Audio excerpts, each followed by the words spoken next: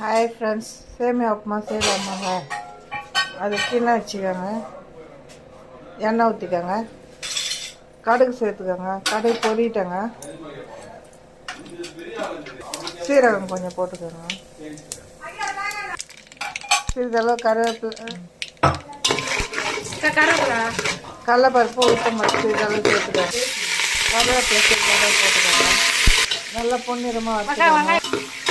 வெங்காயம் பச்சை மிளகாய் சேர்த்துக்கோங்க, நல்லா பொன்னிறமாக வறுக்கோங்க.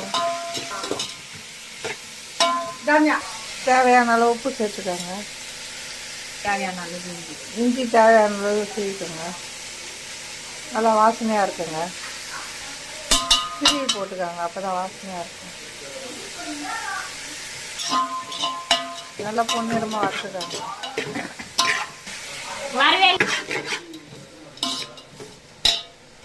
கேரட் போட்டுக்கோங்க, வதக்கிக்கோங்க.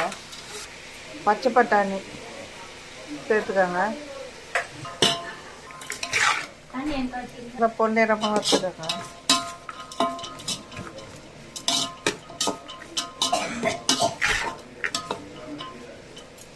இதில் 3/4 அளவு சேமியா எடுத்துக்கினா ஃபுல்லாக தண்ணி ஊற்றிக்கோங்க.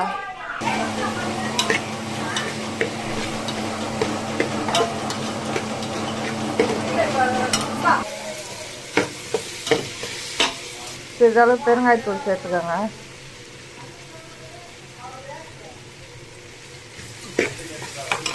இதில் சேமியா 3/4 போட்டிங்கன்னா ஒரு தண்ணி ஊற்றினாங்க, தண்ணி ஊற்றிக்கோங்க.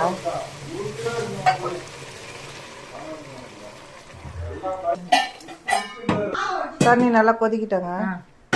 தண்ணி நல்லா கொதிச்ச உடனே சேமியா போட்டுக்கோங்க.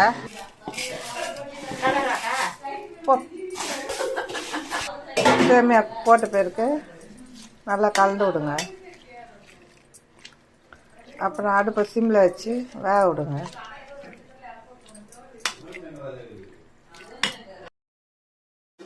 தண்ணி கொஞ்சம் ஜாஸ்தி ஆயிடுச்சுன்னா கொஞ்சம் ரவை போட்டுக்கோங்க. இப்போ குடை மிளகா சேர்த்துக்கோங்க,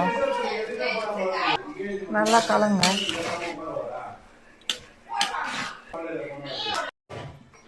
சேமியா உப்புமா ரெடி ஆயிடுச்சுங்க.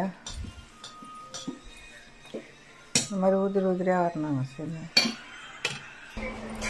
சேமியா உப்புமா ரெடி ஆயிடுச்சுங்க.